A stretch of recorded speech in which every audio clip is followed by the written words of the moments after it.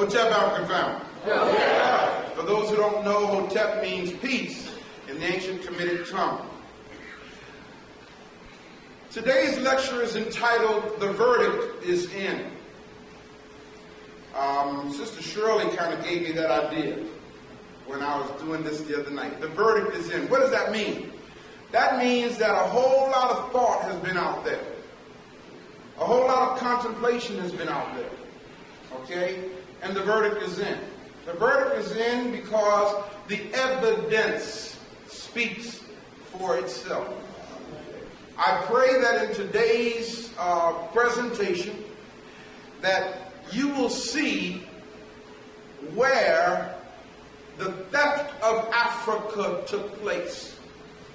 I pray that you will see how the Europeans went in to Kemet, copied, stole, plagiarized, and represented our own story back to us under their ethnicity. Let me start by telling you how I came into all this. After a combined total of approximately 30 years of pastoring, and what I mean by combined total, I mean that I was pastoring 2 churches.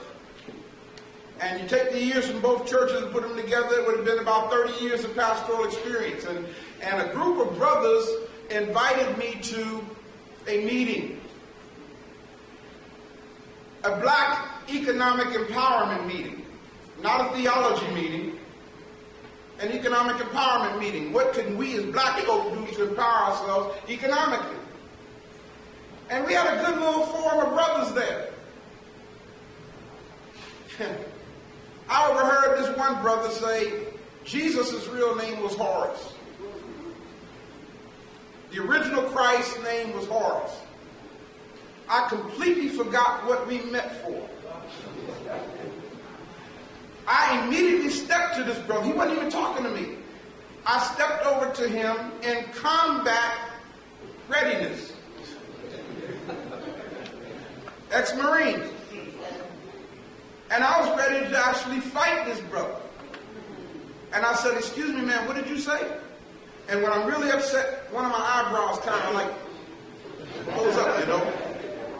And he said, about what, brother? I said, you said something about Horace. And I thought he was saying Horace. Never heard of Horace, Horus, before. And I told him, Satan, the Lord rebuke you. The blood of Jesus is against you. You're an evil one. You come to hinder, but God bind you in the name of Jesus. And not only did I blast this brother, I blasted all of the brothers that were present in the room because I felt all of them were agents of Satan. I felt it was my duty to protect my community from these black men who look like me. I'm so glad that they had patience on my ignorance. Oh man, about 3 years later, I was coming out of City Hall in Patterson, New Jersey, and there was this old bookstore there called Bazaar Books. And I grew up looking at this store, passed it thousands of times, never moved to go in it. But this particular day, I was moved to go in this store, and I did. And when I stepped inside, I said to the brother, I said, man, listen, where's your religion and philosophy section? So he pointed me to it, and I went there, and the books were just in a pile. It was a used bookstore. And as I began to go through the pile, I came upon this book called Osiris and the Egyptian Resurrection. Now, what's deep about this is, when I saw Egyptian Resurrection, I said, what the hell is this? What kind of resurrection is Egyptian resurrection? The only resurrection I had ever heard about in my life was the resurrection of Jesus Christ and the resurrection of me and everybody else who believed on him. And I was looking forward to that resurrection so I could be caught up I opened the cover of this book, and here's what it said. Anyone who has your Bible, please turn to 1 Corinthians 15, verses 50 through 55. All right? I have Minister Mitchell. She's going to help read these passages for you. But I want you to see it in your Bible if you have it. When I opened the inside cover of this book, here's what it said. And you see it here on the screen. It said, the central figure of the ancient Egyptian religion was Osiris. And the chief fundamentals of his cult were the belief in his divinity, death, resurrection, and absolute control of the destinies of the bodies and souls of men. I'm already messed up. The central point of each Osirian's religion was his hope of resurrection. Y'all see it? Yes. His hope of resurrection in a transformed body and of immortality, which could only be realized by him through the death and resurrection of Osiris. Now, I messed up, y'all, because I have been preaching this for almost 20 years. But it wasn't about Osiris. It's about that dude.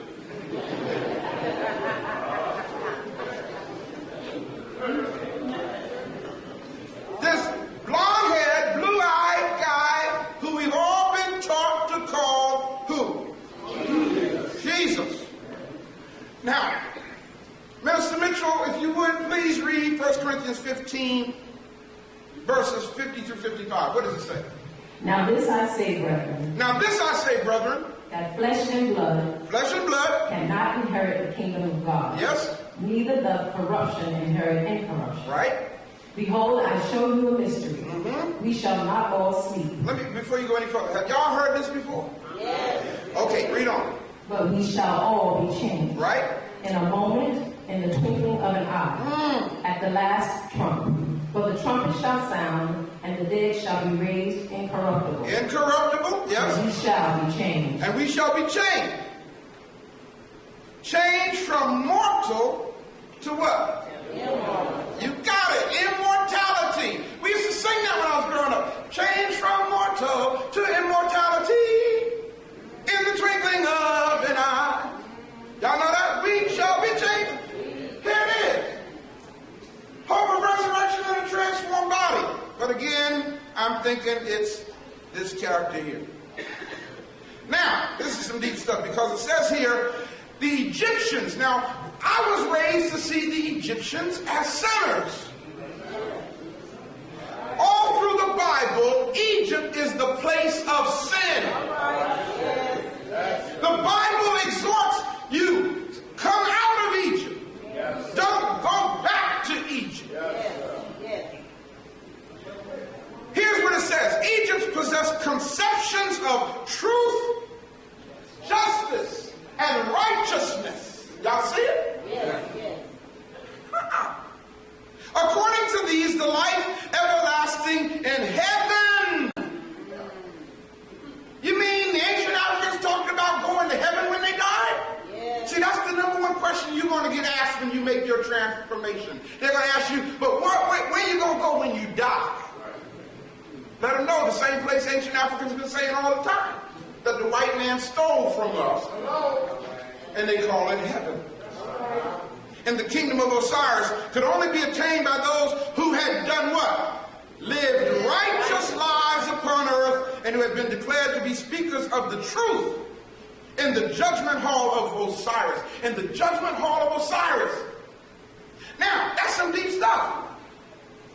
The Egyptians set truth speaking above all other virtues, and in the great judgment. You mean tell me the ancient Africans talked about a great judgment? Yes, they did. In fact, brothers and sisters, it's depicted in this drawing. Turn to John 5:22, 27. Turn quickly. I got a lot of pictures to go through, and I'm moving so slow I'm going to run out of time, so I got to move real quick. John 5:22. I'll quote it for you. For the Father judges no man. I think that's what it says, right? What is it going to say?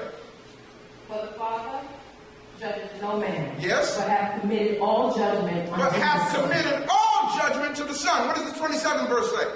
And have given him authority to execute judgment also. And have given the Son authority to execute judgment also. How about 2 Corinthians 5 and 10?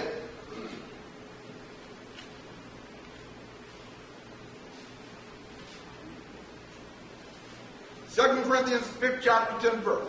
For we must all appear before the judgment seat of Christ. For we must all appear before the judgment seat of who? Christ. Who? Christ. How many of y'all grew up hearing that? Yes. Okay, now this is some deep stuff. Because that's what the biblical text says, but this is where they got it from. Now this is a pictograph. And in this pictograph you see Osiris dressed in white. In this pictograph his face is white too, by the way.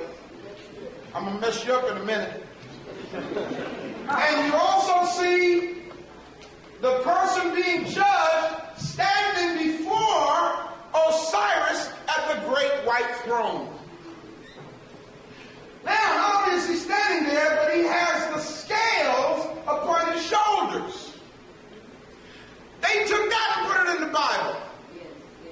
Who was it? Nebuchadnezzar, one of the kings, and the dream, the interpreter said, it means, TKL, something writing on the wall means you've been weighed in the balances and found, who knows what the rest said? Wanting, thank you.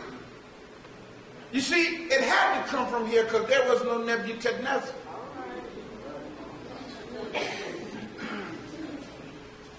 Here you have the brother being judged, the pig, the swine, on the boat represents Set or Satan, which became Satan in European theology. Here you have the 9 gods, or representing the 9 levels of life. And those of you who know anything about numerology, you know that when you get to the number 9, you have reached the pinnacle, and at that point, you go into the summum bonum, or the supreme good. That's a pictograph. There it is on the wall. That's what I'm talking about. One thing to draw it. It's another thing to go and examine the temples and tombs and see where they got it from. What color is Osiris there, y'all? What color? Thank you. Why? Because the word Osiris means Lord of the perfect black.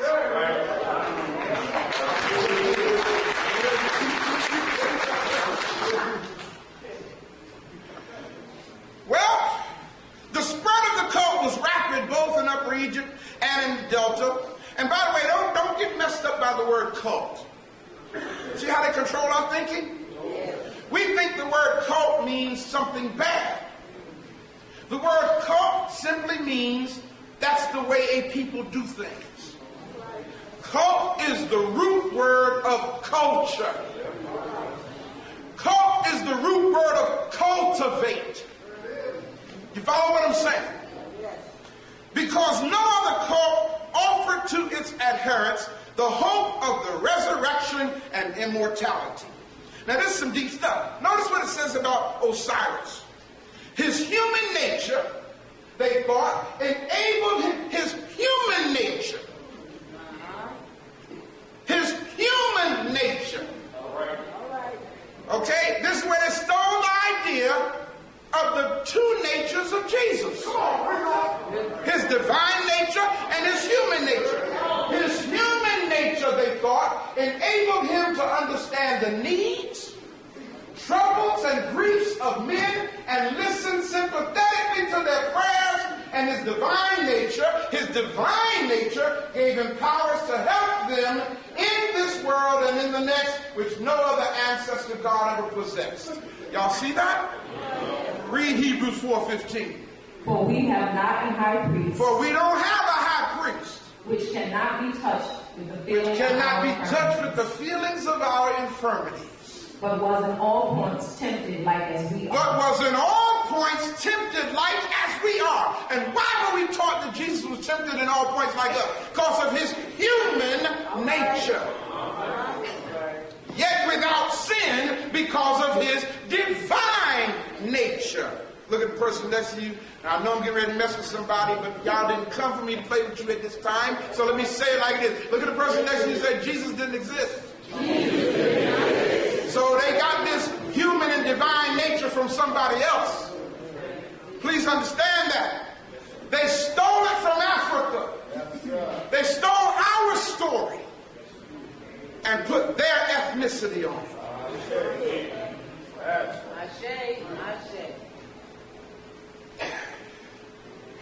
In addition to Osiris, and see, a lot of people tell you that Africans were polytheistic. They say the Africans, the Egyptians, worshiped many gods. Not true.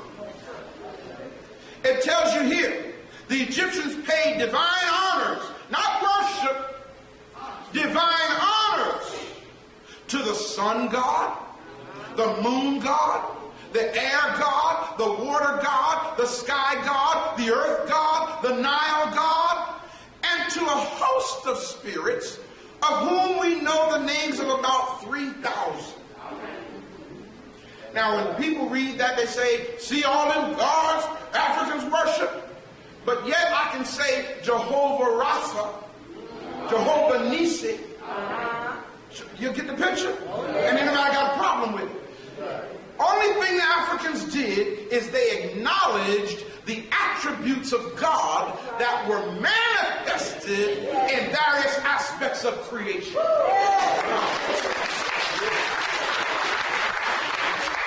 What relation all these gods and spirits bore to each other and to Osiris is not at first clear, and it is the realization of the existence of these which has induced some writers to declare that the Egyptian religion was nothing but a polytheistic cult. And yet it was not. It says, for the Egyptians believed in the existence of one great God, self-produced, self-existent, almighty, and eternal, who created the gods, not angels. You don't find the word angels in African theology. Okay? The heavens and the sun, moon, and stars, and them, and the earth, and everything on it, including man, beast, bird, fish, and reptile. They believed that he maintained in being everything which he had created, and that he was the support of the universe and Lord of it all. So you see, brothers and sisters, the ancient Africans only believed in one great God. What's really deep about it is, it says here, on rare occasions in which he is mentioned in their writings, he is always called Nectar. Meaning God, and besides this he has no name. The ancient Africans once, they didn't try that stuff. They did not try to get into arguments over the name of God. Because they knew. What does Acts 7:20-22 say? Now this is some deep stuff, y'all. What does it say? In which time Moses was born. Who? Moses. Moses was born and what? And was exceeding fair. And was exceeding fair. And nourished up in his father's house. And nourished up in his father's house 3 months. And what happened? And when he was cast out. Now, before you go any further, let me help you. Moses didn't exist either. Okay? But it's a part of their story. I'm going to show you, we're going to get to Moses in a minute. Okay? But their story created a guy called Moses. And it tells you, according to their story, in the 7th chapter of Acts, verses 20-22, it goes on to say he was exceeding fair, raised up in his father's house 3 months, and what happened? And when he was cast out. And when he was cast out, what happened? Pharaoh's daughter took him up. And nourished him for her own son. And then what does it say? Now check this out. What does it say? And Moses was learned in all the wisdom of the Egyptians. And Moses, the one that they told you had a speech impediment. The one that they told you couldn't speak clearly, so Aaron had to do the talking for him. Ain't that what y'all was taught? Well, notice what it says here in Acts. It says he was mighty. Well, in words and in deeds. Contradiction. Oh, it's getting ready to get real good now.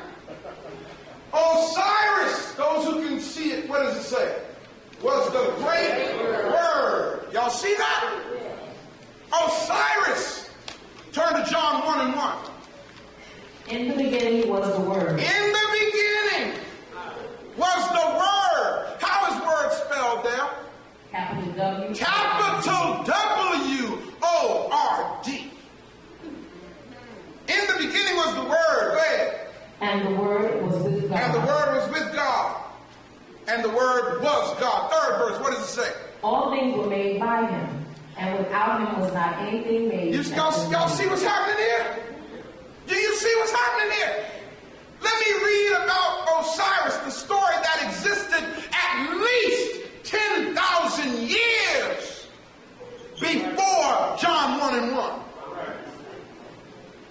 Osiris was the great word. In other words, Osiris, the word, capital W-O-R-D, spake the words through which all things in heaven came into being from non-existence. Read that third verse again. All things were made by him. All things were made by him. And without him. And without him was not anything made that was made. Now that's some deep stuff. Y'all see the depth of it? Yes. It's a perfect copy. Look at the bottom here. It talks about Osiris. Osiris was the first man who raised himself from the dead. Yes. 10,000 years BC at least. What does Acts 26 and 23 say? That Christ should suffer, and that he should be the first that should rise from the dead, and should show light unto the people and to the Gentiles. Now, who rose from the dead first? Well, let's put it this way. This is 10,000 years early. Now, if there's going to be a first, I would say it would be the African story. Okay? Osiris is the typical God man. Now, before y'all get too deep into this, am I preaching Osiris? No. I'm trying to show you where they stole their story from. You follow what I'm saying? Because the truth of the matter is, Osiris didn't exist either. It's all myth. It's stories. Allegory. Thank you. But my point is, the first story was ours. It was African.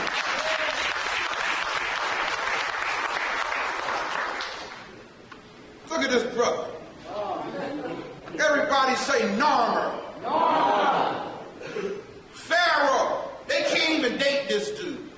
Now, one of the things that I'm telling y'all right now, everything you see about Egypt is going to have to be, if you get it from their books, from the internet, whatever, it's going to have to say this side of 4004 BC. That's right. Everything you read about Egypt, when you read about Narmer, and they came to date this dude, okay? He was the first pharaoh before the first dynasty. Okay? Pharaoh Narmer. Older than 4004. But the reason why they have to put everything on this side of 4004 is because Adam is the beginning of their story. And according to James Usher, a bishop of the Roman Catholic Church, Adam was created, or the Genesis 1:1 dates back to 4004 BC. Which means, according to their story, all this that's out here is no older than what? 6,009 years old, right? Come on, man. Give me a break. Okay, let's get to some evidence here now. You saw the literature that was instrumental in turning my life around. That one book. I said, this is so, I got to do some more reading. I got to do some more research.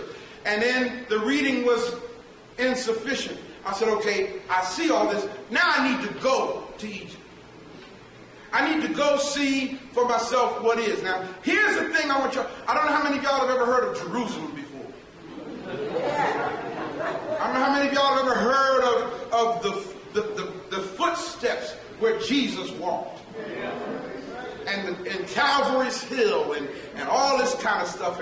And when you go to church, every Baptist preacher must conclude his message with a trip to Calvary. Got to get you to Calvary. If you go to Jerusalem right now, there's not one pebble in Jerusalem, not one stone of a temple called Solomon's Temple. There's not one stone of any tomb mentioned in the Bible. When you go over there, you know what they'll say to you? They'll say, it is believed that this was the place of the tomb of Joseph of Arimathea where they laid Jesus.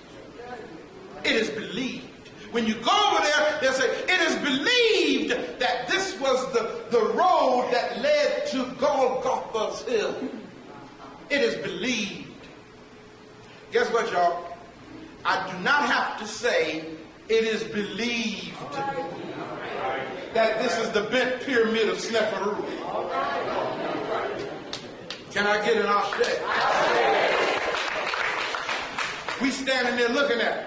That's the brother over there, he and I. We're standing there looking at this thing in awe. Now, many times I've been there, I can't help it. When I stand in front of this thing, I get in awe all over again. Now, see, we're standing back looking at this. It doesn't look that big because we're kind of far back from it. This is the bent pyramid of Sneferu. On the Giza Plateau, you got 3 pyramids. You'll see them. This is the father, granddaddy of those 3 pharaohs. There's an example of how big each block is in this pyramid. That's the corner there. That sister from New Jersey who said, I made it! You know, it's one thing to look at the Discovery Channel and see this stuff. It's another thing to go there and touch it for yourself. Now, the deep thing is you saw an imperfect pyramid. The Egyptians were very, very particular about things. When Sneferu saw that the pyramid was bent, that's what it's called, he made them build him another one. And that's this one back here. The perfect pyramid of Sneferu. And here we are getting ready to climb into it. Y'all, I'm telling you, I could stand here for the next week and not transmit to you the essence of this experience. Here's we have to climb up these steps into that entrance right there. Here you see Minister Eldridge going down the shaft of that pyramid. You see how small? You just got to bend over to get down in it, right? Here's the deep thing, people. Down inside the womb of this pyramid. Now, can y'all see these little circles here? Look like little water spots. I thought it was something wrong with the lens of my camera. I can't explain this to you until people start sharing their photos with me. And everybody's photos that I have of the inside of this pyramid, those little spots are on their lens or on their photos as well. See them? Okay? See them? I can't tell you what it is. It's almost like, man, you know, one kind of things, because When you step, it's the same camera. When I go to other photos, you won't see them. Here they are again. Don't pay no attention to my stomach there, okay? We finally came up out of the thing. No spots. Everybody's camera, same thing. Is it possible? Is it just possible that when we were down there calling, see, we got down in there and we start saying, "Oh, ancestors, lock up in 1,000 midnights." Man,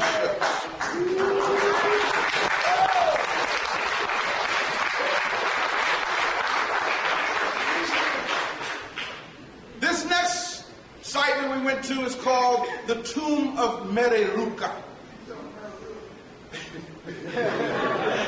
in the city of Sakata. Now, this is some deep stuff, y'all. I want y'all to see something here. That sign right there says no photo. I don't know how many of y'all remember when I came back a few years ago, I said, brothers and sisters, go get the evidence while you can. Because now you can't take any pictures in there at all. Why not? Because the evidence is in that tomb. Evidence that they don't want the world to see. Here's entering the tomb. Now, for those brothers of the craft, if I got any here, this brother got on something called an apron. Got on an apron. He has the tiler's implement of his office there in his hand. Mereruka. Here he is. This is what they don't want you to take a picture of. Why is that? Because if you take a picture of this, you can come back and show the whole world that masonry is here. It didn't begin in 1717 with some white folk in England. That's right. Now you see why they're stopping you from taking pictures there. There he is, Mereruka, Grand Master. Here he is, playing chess. They stole that too. Here it is, fishing. Now, this is just a close-up picture of them fishing here. But if you pull back on the lens, you see all up here other boats that are coming over to help these men pull these fish into their boat. If you turn to your Bibles, you'll see where that was copied to. Because they told Jesus, launch out into the deep and throw in your net for a draught. And the Bible says they caught so many fish that they had to call the other boats over. That's where they stole it from, right here in the temple of Mereruka. That's why they don't want you to take the pictures. What does Luke 15, 3 through 6 say?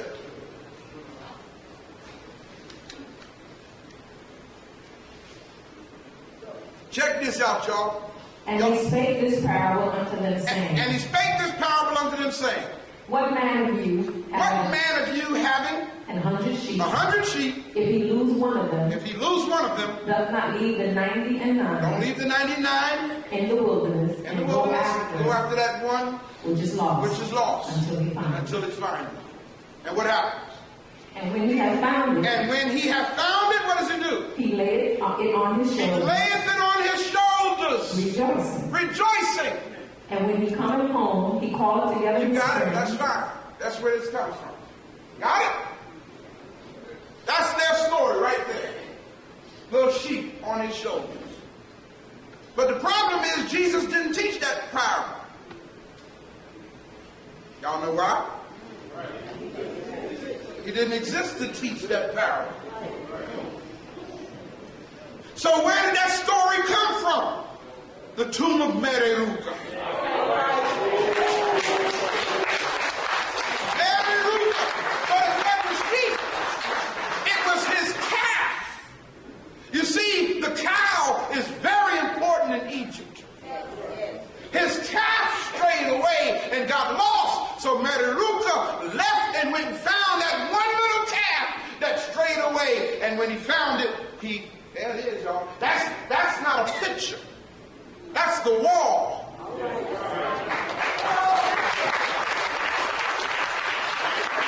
We left there and went to the first Grand Lodge on the planet. The step pyramid of Sakata, known as the Pyramid of Zoser Neterket. The oldest Grand Lodge, the first mud brick pyramid on this planet, dates back way before anything you want to find in the biblical account. What's really deep about it is they stole this too and put it in the Bible. In the book of Genesis, the 11th chapter, it says, and the whole earth was of one language and of one speech. And God came down to see the tower which the children of men built. And it says in the 11th chapter of Genesis that God saw that the people were one. They were one. They were in union with each other. And it says, and God said among himself, supposedly whoever that was, let us go down there and confound their speech so they can't understand each other when they talk.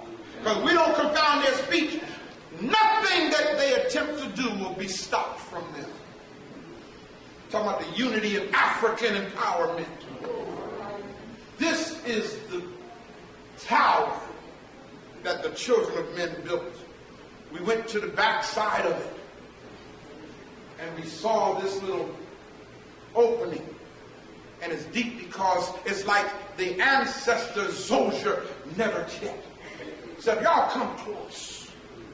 come close and look in here so you can get a good look at me. You look down in there and you see Zoser looking right back at you.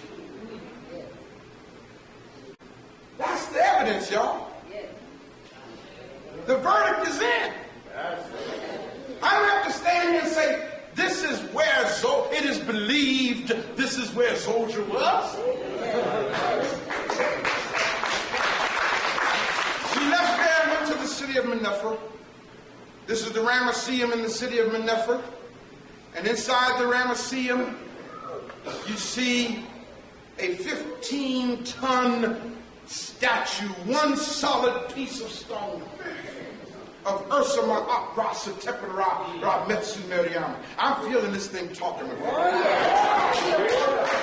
And anyone who went with me, I know you're feeling it. Oh, yes. This thing is awesome. Now let me tell you what's so awesome about this. All over Kemet, from the mouth of the Nile all the way down to from the opening of the Nile to the up south to the mouth of the Nile.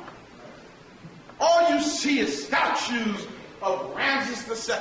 Yes. That's what the Greeks call him. Yes. The Africans know him as Ursa Ma'at Ra Setepin. Come on, let me show you how to say it. Say Ursa Ma'at Ra Setepin Ra Metsu Meriam. That's his name. And all over Kemet, this great pharaoh, statues of him everywhere, temples for him everywhere, because he was an awesome African king. The Bible made him a bad man. This is the pharaoh that supposedly held the Hebrews in bondage. This is supposedly the pharaoh that God sent Moses to, who didn't exist either, to tell him, let my people go. Look at this. They still love this man. Here you have a man standing there, and if you were that guy right there standing next to this and made a right face, this is what you'd see. I mean, just his face would be so massive right in front of you. One solid piece of stone, and look at the detail. Look at the detail. Over in the corner, there's a statue of the Twa. That's the lower torso of the Twa. The white man calls them pygmies. Now, once you understand who the Twa was, you get big respect for them, brother. You don't laugh at them. You don't call them little midget and laugh at them. You understand that all of the knowledge that the earth has came from these people. Yes, yes. The triad of Menepher, Ptah, Sekhmet, and Nefertum. You can tell how old it is. Look how worn it is. There's Ursa Rasa Tepenra, Rametz Miriam at the city of Menepher, standing with his left foot forward. And you'll see that all over Kemet. Why is the left foot forward? Because on the side of the heart, it's to tramp down evil. Yes. The military copied this. Yes. When the military gets ready to march, they say, "Forward, march!" And what foot do you step off on? So left foot. And they call, "Yo, left." All right, left. I will left. There it is.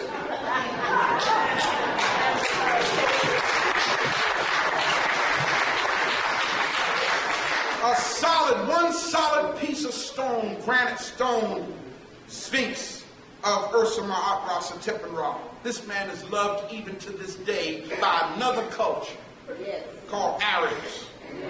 There's me and Brother Sharon standing there talking about an awesome sight right in front of us. The greatest and largest structure on this planet, right there. The Pyramid of Khufu, the Great Pyramid on the Giza Plateau.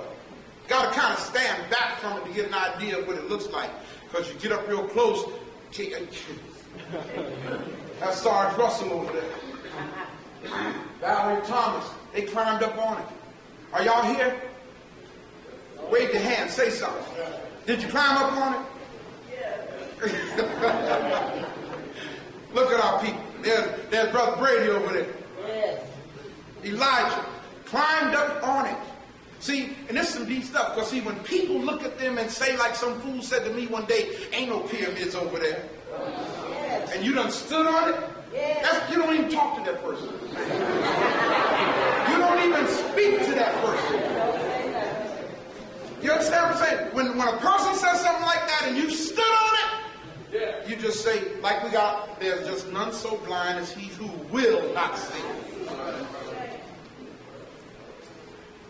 This is Minister Mitchell and a brother that was there on the Giza Plateau. Why did we take this picture? Because he was the only black man that we saw in Cairo. Y'all hear what I'm saying? In Africa. The only black man we saw. Everybody else were Arabs and French and British and behind the pyramid, you have the house, which Khufu's boat is in, and of course, that's Khufu's boat.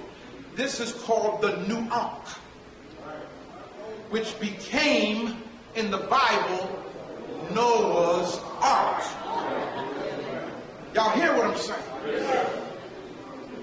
Cities are named after this, called New Ark, like Newark, New Jersey. This is the second pyramid on the Giza Plateau, and you see at the top there's still some limestone up there. Our tour guide was careful to let us know that his people took limestone from the mountains to build the pyramids. I didn't want to embarrass him too bad in front of our group, but I pulled him to the side and let him know, your people defaced the pyramid. Y'all wasn't even here when the pyramids were built. Okay? The Arabs are the ones who chiseled all of that limestone off of the pyramids so that they could build their mosques around Cairo. Once you stand there, people, once you get the energy that's still there, can I get a witness? Yes. Those who witness, the energy is still there. I mean, this ain't some past stuff I'm talking. Okay, it's still there. As much as they're trying to commercialize it, as much as they're trying to turn it into a tourist attraction to make money, the energy of our black African ancestors is still present. Reason why I'm standing there on the plateau with the pyramids behind me is because here you see from the sky an aerial shot of the three pyramids on the Giza Plateau. Okay? Up in the sky, there's a constellation called Orion. Yes. Okay? Those are the 3 stars of Orion's belt. The ancient Africans were into what's called stellar theology. This is what is meant in the Bible when it says, let your will be done on earth as it, y'all got it, y'all got it, y'all got it. There it is. Read. Now, let me show you what's deep about it. It's in the Bible. Amos 5 and 8. What does it say? Go up a little bit. Amos 5 and 8. What does it say? That's okay. I'll wait. Amos 5 and 8. It actually tells you to seek this out. Seek him that maketh the 7 stars and Orion. Seek him who maketh the 7 stars and Orion. Look at the person next to you and say, that is not Jesus. That is not Jesus. That's African theology. The 7 stars. Let's count. 1, 2, 3, 4, 5, 6, 7. Now, some deep stuff, because everybody got an appreciation for this but us. Y'all ain't got to take my word for it. Let me prove it to you. There's NASA's logo. 7 stars of Orion. 1, 2. Here's the belt. 1, 2, 3, 4, 5. I'm sorry. 1, 2, 3, 4, 5, 6, 7. NASA uses Orion in their logo because they understand the stellar theology of African knowledge. They don't want you to go here, people. They want you to go to France, go to Hawaii, go to Virgin Islands, go to Britain, Greece, Rome. But don't go here. Why not? Because here's where the knowledge is. Brothers in the craft, y'all know about the northeast corner? Yes. In the lodge? I talked to brothers, my brothers in the order. But why y'all sit in the northeast corner? Because we pass now. That ain't what the northeast corner is about. The northeast corner means the northeast corner of the continent. Yes. Of Africa. This is in the northeast corner, people. That's where the knowledge is.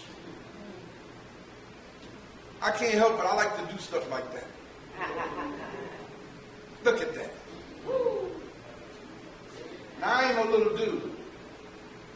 But 2 of me can fit inside that ear right there. The largest structure on this planet. Look at it. Look at the erosion marks from floods of past time. It hardly rains in Egypt. But yet we're talking floods here. You know how many millennia of erosion that is? This thing has got to be at least 18,000 years old. Look at the person next to you and say, if Adam was here right now, If Adam was here right now, the most he could be would be about 7,000 years old. Now point at that and say, who built it? Y'all get the picture? That's the other side of it. Look at that. Look at the detail here, y'all. Look at the pride. Europeans who don't understand this say, that's terrible to have a human head and an animal body. See, they can't think right. They don't even understand the riddle of the Sphinx. The message of the Sphinx is your intellect should rise above your animal nature.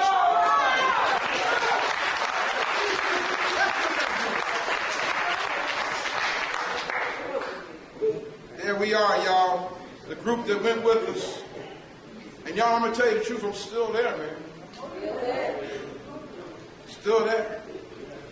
Cairo Museum. Guess what now? Guess what? I'm going to show y'all some stuff that y'all couldn't take pictures of. Because they passed a law now. You can't even get that shot right there. Too much evidence. Y'all all right? I'm trying to be cool. No photos. Now when you come in the gate, if you got your camera, they'll take it from you and keep it till you come out. Here you have it, right outside the front of the Cairo Museum. With that left foot forward, with his queen Nefertari standing behind him. Arabs and Jews and others who don't know no better went and saw this and got the idea that the woman is supposed to walk behind the man. That's not what that means. If you notice, the brother got his hands down to his side, guarding and protecting his woman. So what this means is, this is my woman. You want to get to her, you got to go through me. That's what that means. Look at this. I mean, look at the balance here. Okay? Contrary to popular opinion. You see, they're sitting on the square. Brother sitting in the posture of the grand master or worshipful master. And look who's sitting beside him. Not another man. There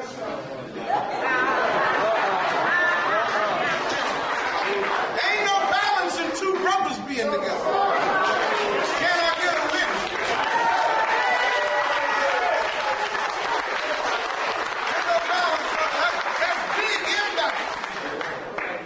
But I'm going to see if y'all can catch what's really deep about this whole thing here. Now, this is the largest statue in the museum. What's deep about this statue is the woman is sitting next to her man, but notice where her right arm is. Y'all know what that means? That means, I got your back, baby. That's what that means. You ain't got nothing to worry about, because mama got your back. And as long as mama's arm is there, he can be the worshipful master. He can be the grand master. Y'all follow what I'm saying? That's right. Thank you. Here we have the Stella of the Trois people. Y'all might have some relatives that look like that. No extraterrestrial. Right inside the museum. This is called the Black Stone. Brothers in the craft. This is also known as the stone that the builders rejected. That sound more familiar to y'all, church folk? We've been taught that Jesus is the stone that the builders rejected. This is the capstone of the pyramid. And if you look on the back of your dollar bill, you'll see that that's what's missing on the top of the pyramid. Look at that. I had to get that. Ain't nothing European about that. Look at that hair, y'all. Y'all see that? Look at this. Look at those braids, man. That's evidence. We are proud people. Look. Now tell me, this is a brother here. Yes. That's a miniature.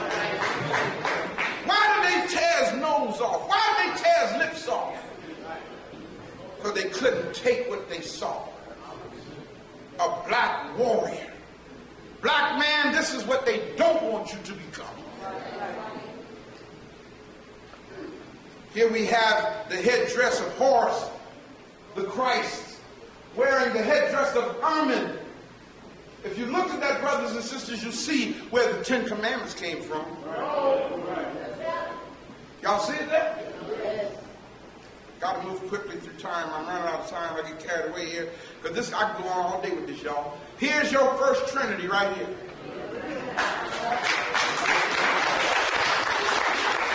Asar, Aset, and Peru, or Horus. This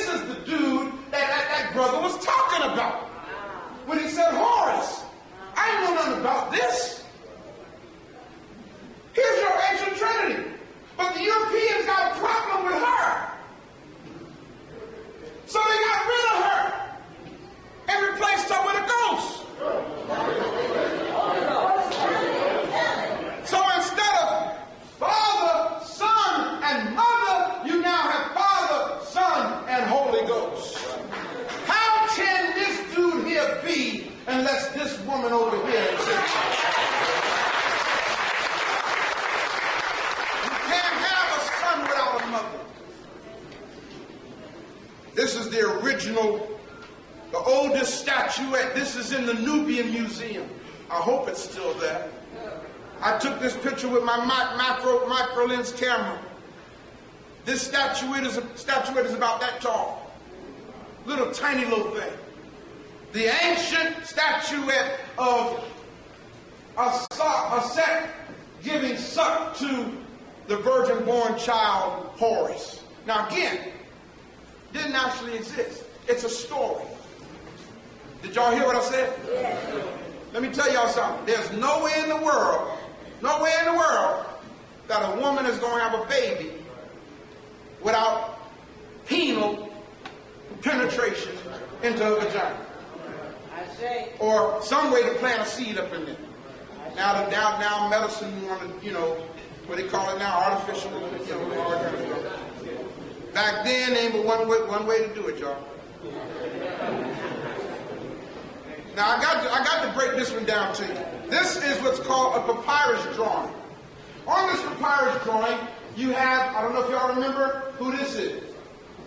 Osiris sitting on the throne of judgment. Okay? Dressed in white. That's why it's called the Great White Throne Judgment in the Bible. Here you have Horus, the Christ. Yes. This is the ancient Egyptian or Kemetic version of the European Jesus of the Bible.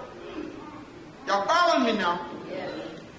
This is the son of this dude over here. Y'all with me? Yes. Here you have a brother that's being brought to Osiris. It is in this papyrus drawing and inscribed in stone around Kemet where the story came from. No man can come to the Father but by. Get the picture?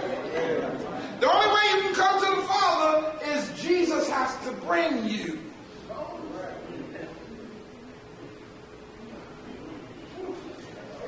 Here you have Khafre, Pharaoh Khafre, and around his head is Horus, the hawk. I just told you Horus is the Christ, the Christos in Greek, the Mashiach in Hebrew. Christos and Mashiach means the anointed one. So what this means is this brother has the anointing of God upon him. Taken from Kemet, not from Jerusalem, not from some other room. Holy Ghost fell upon, no. Here you have what's called the stela of someone who has died. Here he is laying on the funeral bed. Over here is the hieroglyphic writings of his life story. Guess what we call it today? An obituary. Exactly. Here you see he's died and having this ceremony to read his obituary. He's going to judgment. He's standing with his hands raised in this manner, which means I bring or present my ka, my spirit, to the Almighty to be judged. He comes before Osiris. You see the scales there? Okay? The scales are not tilted, which means he lived an all right life.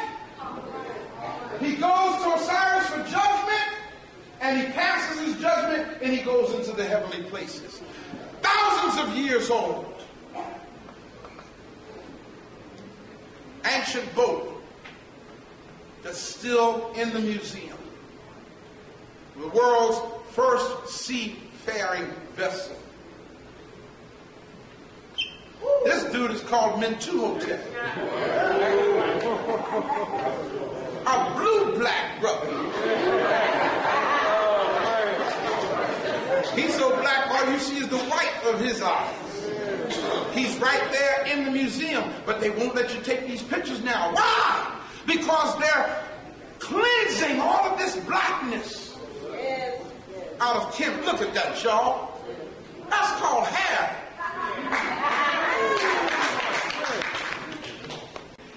In the Cairo Museum, there was a letter on the wall in one of the rooms. It's no longer there. This is the letter.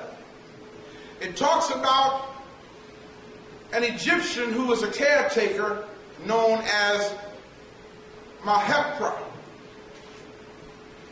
I just want you to see the racism in this letter. It says, let's see, at any rate, they actually got into this discussion over whether the man was black or not. And it says, at any rate, on the copy of the Book of the Dead, found in the tomb and now exhibited on the walls of this room, Mahepra is depicted with his face black instead of the normal red. Check it out now. It goes on to say, a detailed examination of his mummy, which showed that he died about 20 years of age, also showed that he was negroid, but not actually a Negro.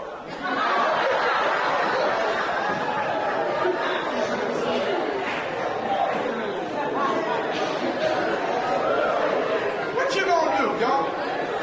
Now that's what you call psychopathic racism. He was negroid, but not actually a Negro. But yet, an examination of his mummy showed he was black. This is what I mean by racism not wanting Africa to be black.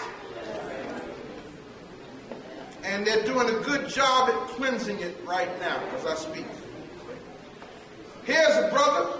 This is taken in the Nubian Museum. Look at that. What, you know, when I think Minister Mitchell mentioned it on the radio this morning. She said, you know, it just does something when you go over there and you see your own image in stone. This is Imhotep, left foot forward. This brother looks so much like him on the tour. This is the previous tour I was on. We just called him Imhotep. Read Genesis 32, verses 30 and 31. Genesis 32, verses 30 and 31. And Jacob called the name of the place Peniel. Now check this out. And Jacob called the name of the place, what did you just call it? Peniel. Peniel. How about pineal?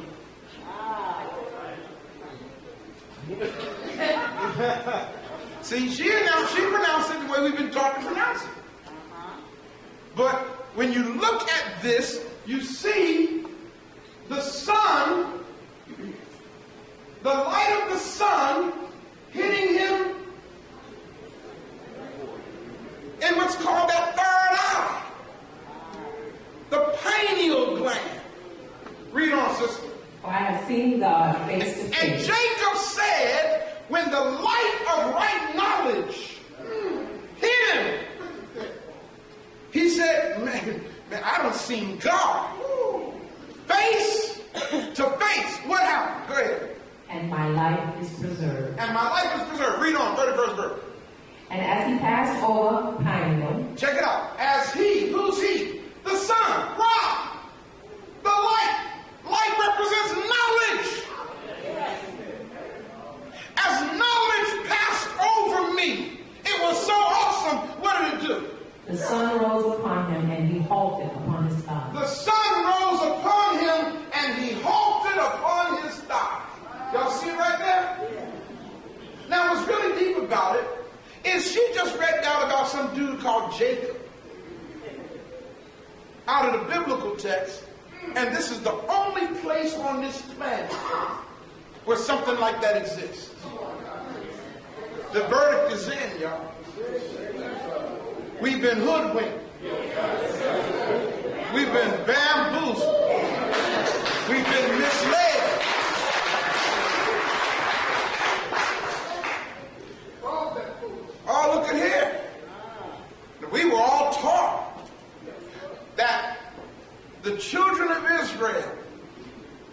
their behinds whipped by God in the wilderness because they worshiped a golden calf. Well, there's your golden calf. Right there. Not a figment of somebody's imagination from the biblical text. There it is. And guess what? God ain't whipping no Egyptians behind over no golden calf. Let me break this down for you. Look at this, look at this, look at this. Here you got the calf, the cow, known as Hathor, the life giver, the nourisher. Here you have this dude now they got out called King Tut. Now, how many of y'all seen this new image they got of him out now? Yeah. Look at that burial mouse. See, for a long time, people thought that that's what King Tut looked like. King Tut wasn't gold, y'all. Okay? That's King Tut. That is Pharaoh Tutankhamun. There he is. Another blue-black brother. Look at it. That is the foot of his casket. I mean, if you were looking at his casket and just shoot it's laying down, you just shoot the foot. If you was standing up, you'd be standing on that. Look at the detail. Look how Africans did stuff. That's my art. Yes. Ptah. The god Ptah, an image of the god Ptah to represent the Almighty One who is the Creator. They stole and copied that too. There it is. Y'all see it? That's Ptah. That's the Oscar. They copy everything, people. Here you have Pharaoh Akhenaten, the one who is attributed by the Europeans as coming up with monotheistic philosophy. Here you have in the Cairo Museum the sun with its rays coming down on Akhenaten and his family. I mean, it's just there. See, this is why the white man said extraterrestrials came here. Look at that sister's head, man. That's Akhenaten's daughter. She's not an extraterrestrial. She just had a funny shaved head. Her sister. A lot of knowledge up in there, boy. Some of y'all's children got that head like that. I'm not telling the truth. Yeah, buddy. Look at the warriors. Look at the warriors in platoon formation. African Wasset warriors. Y'all get a chance, I want y'all to study the movie Shaka Zulu. Y'all see where Africans got, look at it. Look like a platoon of Marines with shorts on. All with that left foot forward. Brothers of the craft, there your working tools. Got your setting mark, your compass, your square. If I was to zoom back and show you that whole wall, you see the plumb and everything. All your working tools. Stonemasons, here we are at the Temple of Karnak. At the Avenue of the Rams. Not St. Louis Rams. All right? Here you have Ursama Akrasa Teppenra standing there. Now, brothers and sisters, I don't know if y'all ever thought about this. Those of y'all in the Baptist church. When the ushers are on the floor, they stand like this. So now y'all know what they got for. Most ushers who do this, they don't know why they do it. They do it because they were told in training to do this. Okay? And when they pray, they do like this, which represents the position of death in Kemet. Y'all hear what I'm saying? So those of you who are ushers, ushers up in here. Next time you get ready to do this, now think about it, okay? When you usher him, all right? Here we have in the temple of Karnak. Now, the temple of Karnak was devoted to the god Amun. Amun is the one, as I told you earlier, with the headdress of the 2 tablets. That's where the idea of Moses came from, with the tablets of stone. Amun. Here you have again, now this is some deep stuff, because you have here Ptah in his burial clothes. Amun, the circle is Ra. So you have Ptah, Amun, Ra. Here you have an Egyptian wearing the triple crown, bringing gifts, offering oblation to Ptah, Amun, Ra. Folks say that Hagins over there making up these names. Man, come on, man. Here it is. This is way older than any Arabic, Hebraic, Jewish, Christian. Here it is, our story. Our story. Closer version of it. Look at these columns. Now, y'all want to see these columns? I mean, or maybe I should say a copy of these columns. Go down here on Linda Boulevard. Yes. And what's that big Catholic church down there? Cathedral of whatever, Basilica. Walk in there and see, don't you see a copy of this right here? You see a copy of the columns. I put this slide here on purpose because if you notice, they plastered over stuff here, removing the evidence. Look at this. That is not how Africans built the Temple of Karnak. They're disassembling the thing. Africans didn't build the temple like this. Here you have the Tekken, or the obelisk of Hatshepsut. That's a very important thing right there, y'all. If you go to any cemetery, you see a whole lot of them. Why? Because it's symbolic of resurrection. Resurrection. Resurrection. I'm going to mess with y'all now. Resurrection. Rise. Erection. Raise. Erection. Y'all with me, ain't you now? Some of y'all woke up now. That's what this stands for. I don't think I'm playing. Let me show it to you. This is the Ark Manu in the temple, Holy of Holies. We're coming out of there, going to where we had a wedding ceremony. This is where the world's first baptisms took place. Not John the Baptist. There was no John the Baptist. They didn't get baptized in the Jordan River or in the chilly Jordan. This is where the world's first baptisms took place. The Kemetic priests were baptized as an initiation into the priesthood.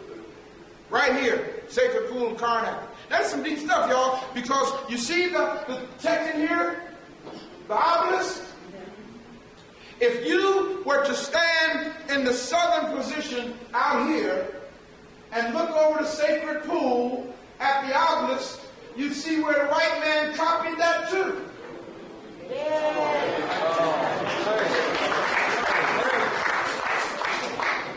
You see it? That's called Washington, D.C. Right. There you go. There's the obelisk. We all been thinking that that's George Washington's thing. It ain't about George Washington. They stole it. Yes. Copied it. But there's a big feature about this. I'm getting ready to show it to you. There's Hatshepsut's obelisk at the Temple of Karnak. What's so important about this thing? Rise. Erection. That is right there. This is the god Menes. As you see, he's in his burial clothes. He's wrapped up as a mummy. He's able to get one arm out, brothers of the craft. You see where they got it from. And you see that he's black. That's black, and that's black. He's a black man. Y'all got me? Oh, yeah. Now y'all see why this is serious. Check this out. That's the National Baptist Convention. Headquarters in Nashville, Tennessee. I bet how many Baptist preachers know why that thing is up there on top of their building. It represents resurrection or resurrection or the power of life. Yes. That's why it's in the cemeteries. To rise from the dead. Look at that. Look at that. Here's where it all started right here. Now, right very quickly, for those who don't know the story. Osiris was killed by his evil brother Set, which became Satan. Y'all with me? Set cut up his body into 14 pieces. His wife, Isis or Aset, went out and found the 13 pieces of her husband's body. She found all the pieces but one, and that's because in the story, Set took that one piece right here and threw it in the Nile, and the crocodiles ate it.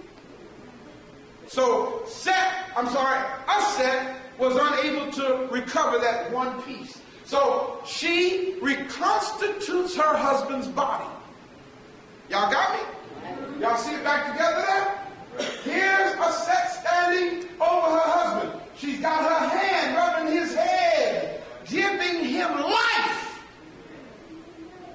See, this is the story, y'all, sisters, to let you know how powerful you are. Sisters, you got the touch. That's what this is about. She's got one hand under his head and the other hand rubbing his head. And her energy brings him back to life. He reaches up and he grabs his forehead with one hand and he goes to grab his penis with the other hand so he can make love to his woman. And he realizes that he doesn't have it. So what happens? She says, don't worry about this. I got this. You see here, she transforms herself into a hawk in the form of Horace Hawk. You see a bird? She flies up over and hovers over the part of his body where his penis would be, flapping her wings. And the energy from her wings causes him to ejaculate without a penis. And she receives his sperm into her body as a bird. In the Bible, it's called a dove or the Holy Ghost.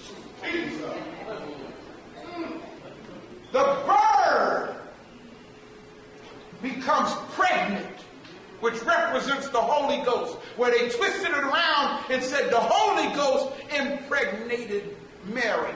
Here you have conception without penetration.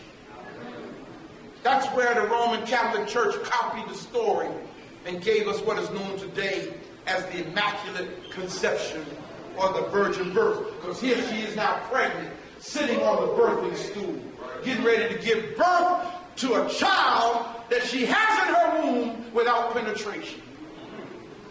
But it's the story. You see where they stole the story from? Well, there it is. I told you I was going to tell you why the Washington Monument is so different. Let me show you. Y'all see that thing at the top? See it? Two windows at the top. And they would have to put red lights up in there to represent the red-eyed devil. Why 2 windows up there at the top of the obelisk in Washington? To remind you constantly that you're in a white man's country.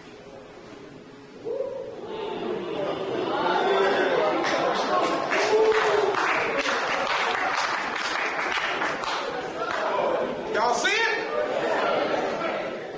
But that ain't Washington. That is right up Route 64, down 50. As soon as you come off 64, getting on 55 south in Illinois, you see that right there on the right-hand side. I was coming back from Nashville and saw that thing and said, damn. I mean, you can't get more pronounced than that. It is, people. What is that? The KKK.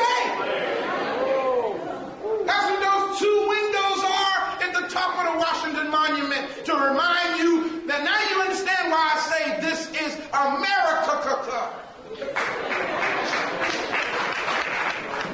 Here at the funerary temple of Hatshepsut, we have the king of Punt with his wife. She's a Twa. You can see how short she is here, and she has a spear case of elephantitis, very detailed. Here's the temple of Luxor, where we had our naming ceremony, where many of our people received their spiritual names. That's Ursa Mabra at night at the temple of Luxor. This is the hypostyle hall. Every temple has a hypostyle hall. Here you have Sekhmet, the god, female goddess with the lion head. See, the white man don't understand this. They see stuff like that and they say, them Africans worshiping human bodies with animal heads. No, the Africans was trying to depict the nature of the animal. In other words, don't mess with that sister. That's what that means. That means get on her wrong side and you're behind in trouble. Because Sekhmet is the lioness. Now, she ain't gonna mess with you until she or her babies are in trouble. When those whom she loves are threatened, the lion is gonna come out of her. That's all that means. Here you have the columns that Africans built. Over here you have the columns that the Romans built.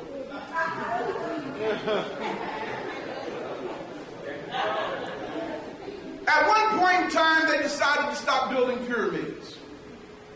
They said, we got a big mountain here that looks like a pyramid. So what we're going to do is take all of the pharaohs and put them inside this one big pyramid. Here we are teaching at the Valley of the Kings, and that's what we're called. Deuteronomy 34, 5 and 6, very quickly, please.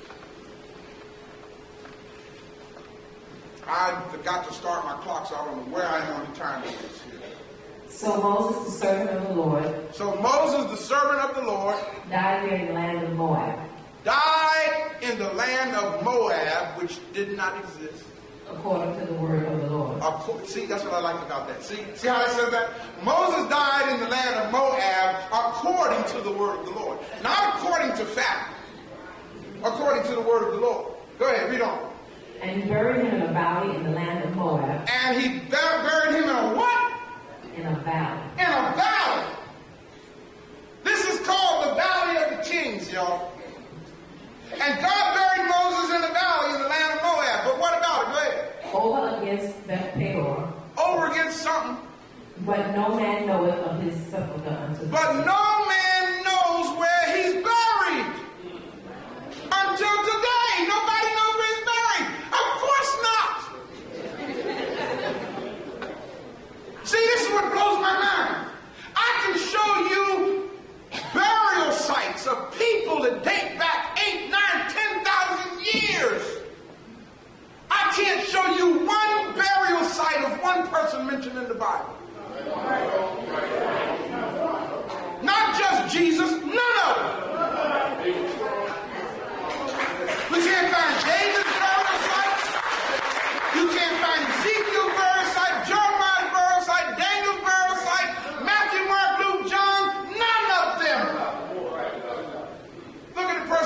said, that ought to tell you something.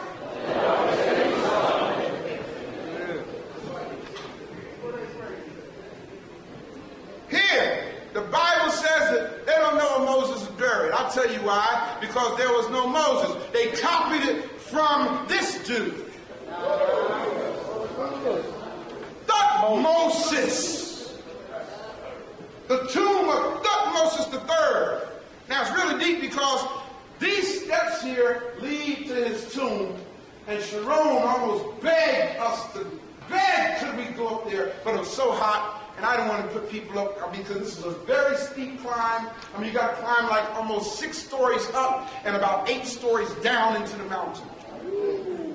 And it was too hot that day. So since we didn't go, I'll show you what you would have saw. Here we're going down into the shaft of the tomb of Thutmose, which is known as Menkepenrata Hudi Maze. Yeah, Africans know where Thutmose is buried. That's where he's buried. That's his tomb.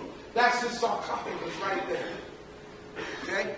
This is where they stole the Moses that the Hebrews see, but they don't want you to go see this tomb, because if you go see this tomb, then you'll know it ain't their story. Because there's a black dude here. Real black pharaoh. This picture is important to me because y'all see Valerie? Valerie just cried.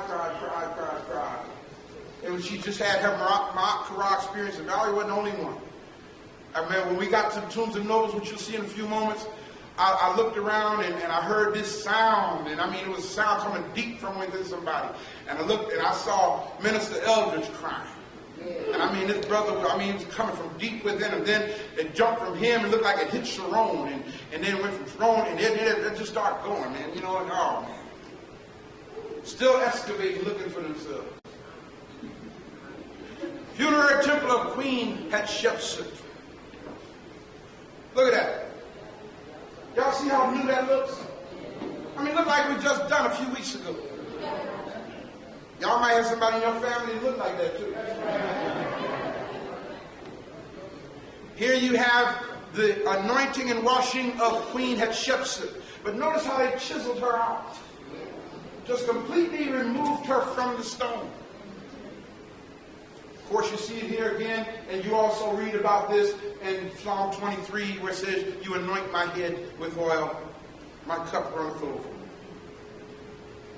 The colossi of Memnon standing as guardians to the valley of the kings. Here's the story of how Pharaoh drove the white folk out of Egypt. Pharaoh Amos drove the Hyksos, the invaders, out. The Europeans went and saw this story and turned it around and said that here is where Pharaoh's army got drowned. That's not Pharaoh's army. Look, you see Pharaoh there with his arrow? He's killing some folk. He ain't trying to swim. These are the people who's being drowned. See, they're turned upside down. In the next clip, you see it too. They're being turned all upside down. So, see, Africans, what they did is they put their story in stone. So you have Pharaoh driving the Hyksos into the Noctis River, and they're being drowned. And the Europeans copied that and made it. Pharaoh's army got drowned. Oh, this is the good one. Look at this. Oh, I got to show you this. Here you have, and again, this is at the Temple of Ramses III. Those who go with us next year, you'll see this. Here you have Ramses sitting on the throne. And he prays and he asks God for wisdom as to how to rule his kingdom. So what does God do? God sends him a woman. Y'all missed that one. He prayed to God for wisdom to rule his kingdom. So God sent him a woman. Her name is Shanu. And here, Shanu reaches up to grab this fruit from the tree. See the tree? To give him fruit from the tree of knowledge. Y'all see it, don't you? This is what I mean by evidence, y'all. See, when you see it like that and you understand how they stole it, ain't nothing else to be said. She gives him fruit from the tree of knowledge. The Europeans turned it all around and made this Eve giving Adam forbidden fruit. Now, the woman in this case is not the cause of his fall. In this case, the woman is the cause of his success.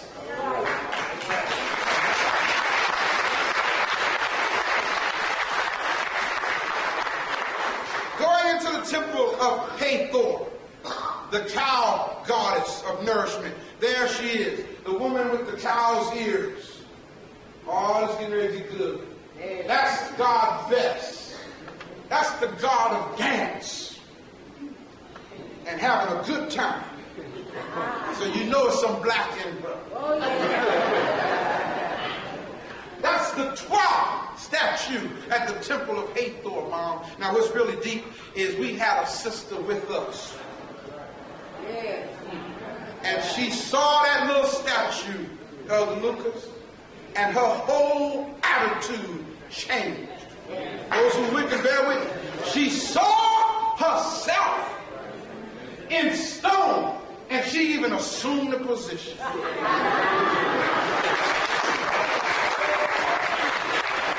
see it? And y'all, what's really deep about it, before I could tell her that Bess was the god of dance, she went to dancing. I mean, and she danced and she danced and she danced. And those who went can bear witness. Her attitude was different from that moment on. You know why? Because she saw herself. Her esteem from people making fun of her because she was short and little and stumpy changed. She that let her know she's somebody. And she danced and danced and danced and had a sense of pride for the rest of the tour. And look at Brother Q just laughing out. Y'all see Q? Everybody was enjoying her because she was in her own world having a good time. Good time. Here you have at this temple, and we're in Denver, by the way, that's the zodiac, brothers and sisters. Where the first stellar calendar right there on the ceiling in the temple of Hathor at Denver. And here's your zodiac that the Europeans gave us. Now, what's deep about this zodiac? The sun on the cross. Right here. The sun on the cross of the zodiac. There it is again. The sun on the cross. There's an old one. The sun on the cross. What about the sun?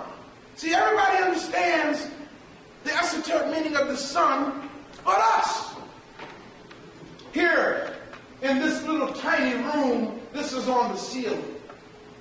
Here you have Goddess Nut. These are her arms. That's her bending over, and she's covering the earth. Notice, people, she swallows the sun. Y'all see it? Yeah. She swallows the sun in her mouth, and it travels through her hidden at nighttime. In the morning, she gives birth to the sun. The S-U-N. She gives birth to the sun. Now, what's really deep about it is the little room that this is the ceiling of is called the manger.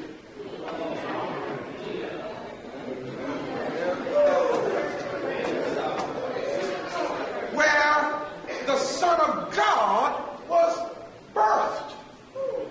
Here you see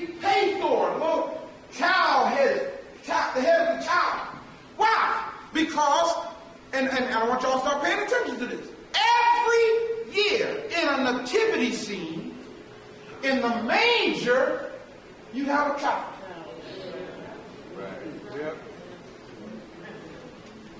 And here's where they go. Here we go. Climbing the stairway to heaven. That's what this is, because up these stairs is the rooftop to what is called the observatory, where they study the stars. All right. Temple of Denver. Here you have where they stole the story of Noah's flood. God became so upset with the world that Hathor flooded the earth. See how sad she is? She flooded out the earth with her menstrual flow. Flooding the earth. That's why all of the boats are upside down. Hathor, the cow, the symbol of nourishment. Here you see the boy Pharaoh sucking milk from the paps of Hathor. The white man tried to copy that too. There it is. That's called Romulus and Remus. But they're not sucking milk from the cow. They are sucking milk from a dog. That canine thing, man. I tried to tell y'all it's there. Here we are, and of course you see I'm pointing up to the top of the column, because these columns are about 50 feet high, people. And at the top of the column, you see this inscribed in stone. And one of the things I love about the ancient Africans, in their depictions, the reliefs are raised off the stone. See it? It's raised off the stone. It's not recessed. It's, what do you call it? If it ain't recessed, what is it? Okay, protruding, for lack of a better word. Thank you. It stands off. I mean, that's some deep stuff. That's.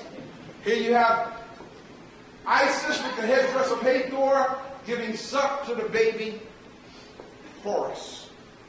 Over every portal, over every door, you have the sun, disk, and the wings. Riding on the wings of Ra. We're leaving the temple of Hathor at Dendera. On the way out, Brother Pugh looks over to God Best and says, see you later. Here we are now at the temple of Seti. And of course, where I showed you the Immaculate Conception scene, that's in this temple. And here you have Seti teaching his son Ramses about his past. And that's what this is. This whole wall is his history, his story. And on the roof of that corridor, you see the cartouches here. And you see the stars in the sky. What does that mean? That means that the pharaohs in his family lineage have gone to heaven. That's what that means. And that's what we tell our little children. When somebody dies in the family and a child says, Mommy, where's so-and-so and so? Guess what we say? We say, they're up in the stars. Or they're star now. Standing outside the temple, again, see, this is the kind of stuff I like to take pictures of, because it's important, brothers and sisters, that you understand the place of the woman. Here you have the woman with the double crown on of Upper and Lower Egypt. That's what the pharaohs wore. She's not a pharaoh, she's just a woman. But it's letting us know through this depiction how the brother feels about her. It's all right for her to be in power, brother. Let me say it again. Brother, it's all right for her to be in power. But notice what she's doing. When a woman knows that you don't have no problem with her being what God made her to be, she can turn around and give you strength. See how she got her hand over his shoulder? And supporting him? Get rid of this European male chauvinist spirit. It's strong here in St. Louis. Leaving the temple, Brother Stan Johnson from across the street, Fire Chief Johnson there. Temple of Horus at Edfu. I took this picture, well, of course, our Photographer took it. Because we wanted, we asked, we asked the tour guide, what are they doing? He said, they're making repairs. I said, they're either making repairs or making changes. See how, they ain't black, y'all. They're Arabs. One of the principles about the pharaohs, they didn't play. They did not spare their enemy. See how you got a whole group of them by the head? Getting ready off with their heads, man. And as long as we had that mentality, Europe could not invade us. But we got kind. We got cordial.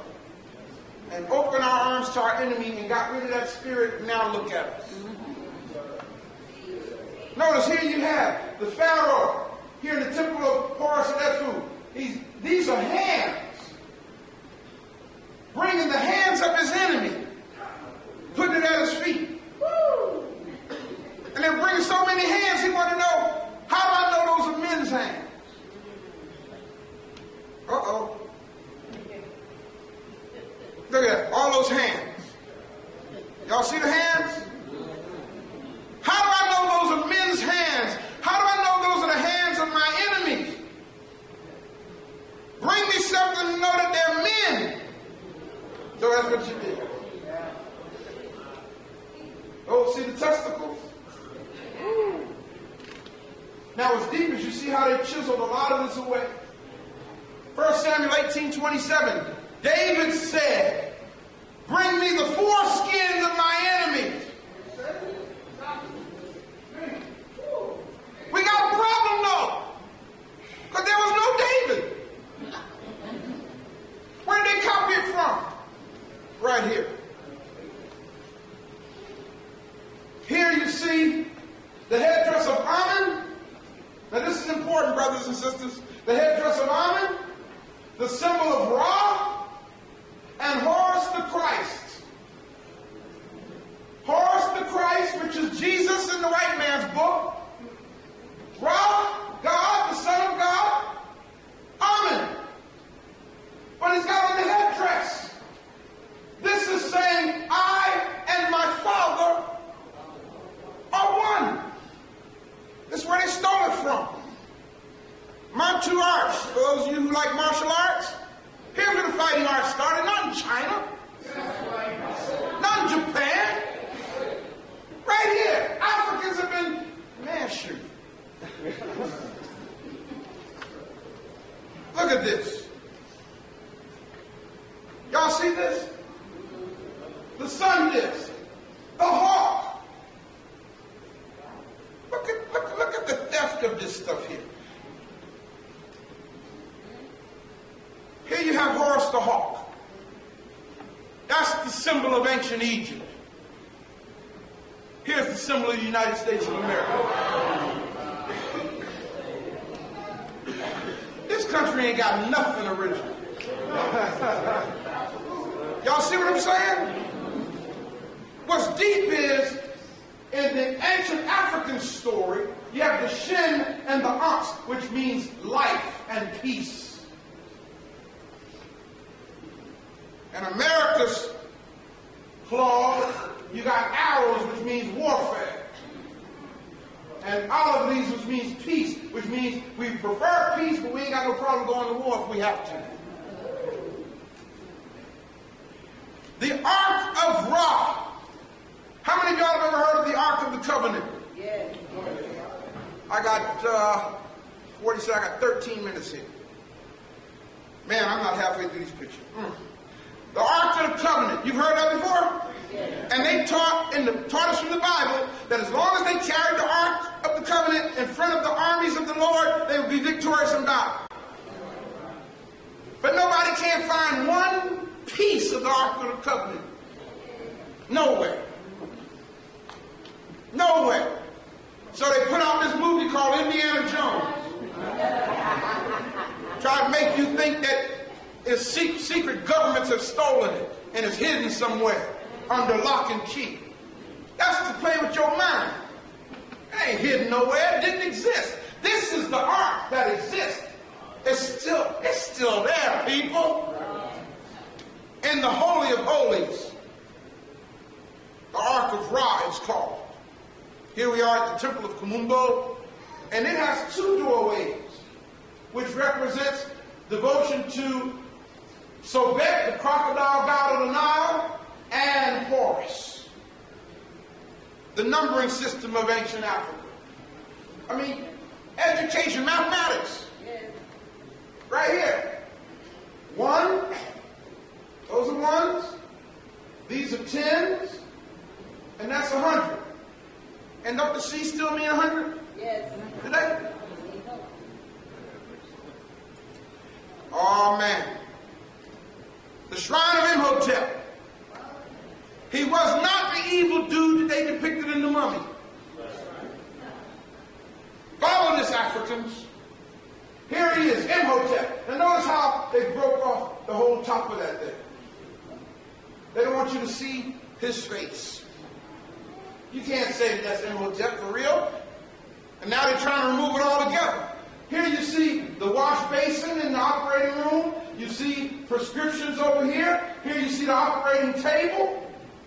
Here you see the surgical instruments. And if you go to any operating room today and prep for surgery, the instruments are laid out just like this now in the operating room. And you see the maternity ward over there on the left.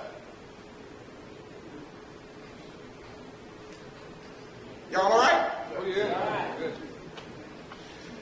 I put this picture here on purpose because y'all see all this plaster here?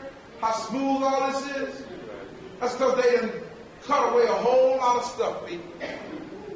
I went to that wall looking for an image that was there last time I was there.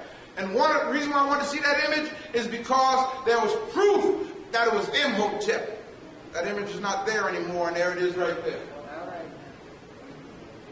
And there's Imhotep.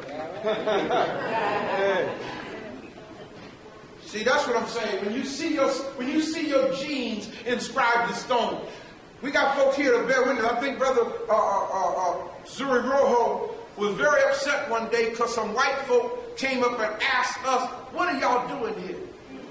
And they're right, brother? What are y'all doing? Check this out. White folk came to us and asked us, "What are we doing in Africa?" So somebody had enough sense to say, "Because I'm home." Well, what makes you think you home? Look at me. Look at me. I'm in stone.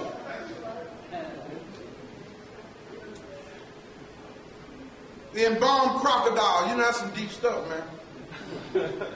But that's how much they honored nature. The crocodile was the god of the Nile. This is important. The dam. Here you have what's killing our people. They've stopped the flow of the Nile River and put it under their control. They built this dam here, and the dam is much bigger than the pyramid.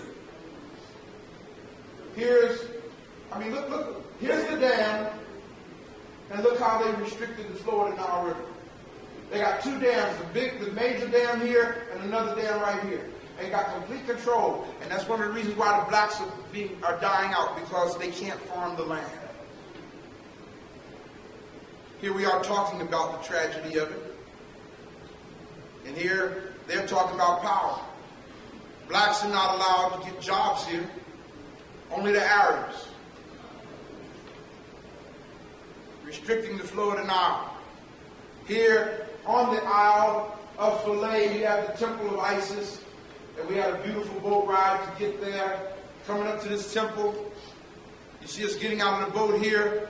And this is deep. You walk up to the temple, and what do you see?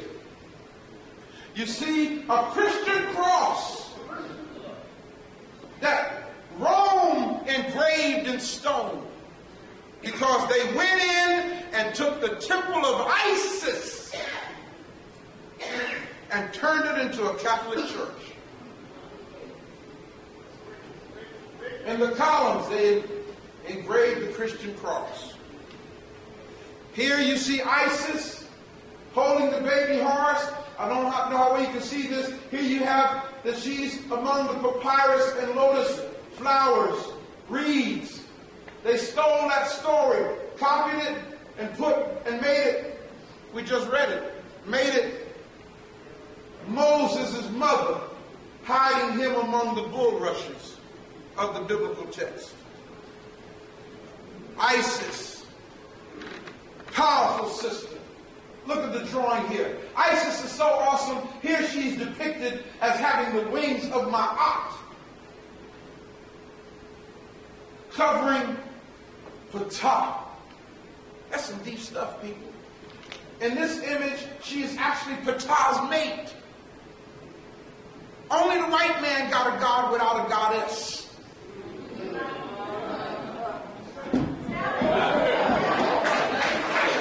Only the white man has a god without a goddess. Y'all hear that? Shucks, here it is right here. There's the mate. Ptah got his woman with her wings around him. That's a wonderful thing, man. And look what they did. They couldn't take it. They chiseled that off and went and put it in some museum up in... They moved this too. This is I looked for this while we were there. The 12 playing the harp, stringed instruments. Playing the tambourine. Music and dance, remember? That's in us, man. It's our genes. Now, I inserted this graphic. I want y'all to see this. At the temple of Isis and the island of Philae, this is called the Per-Ankh.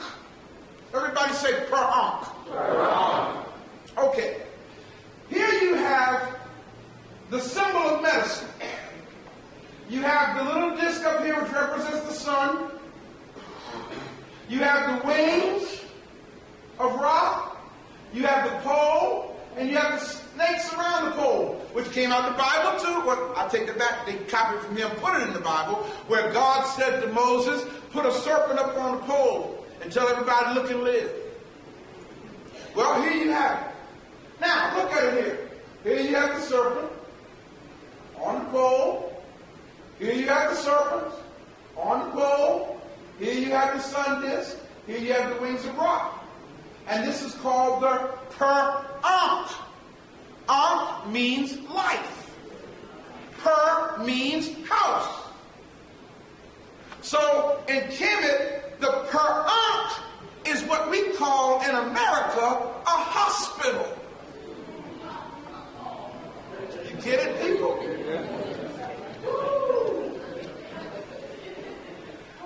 Please read Malachi 4 and 2. See how I'm looking here on time. Man, I got 4 minutes. Malachi 4 and 2. But unto you that fear my name shall the Son of Righteousness rise with healing in his wings. Isn't that what it said? Yes. There it is, people.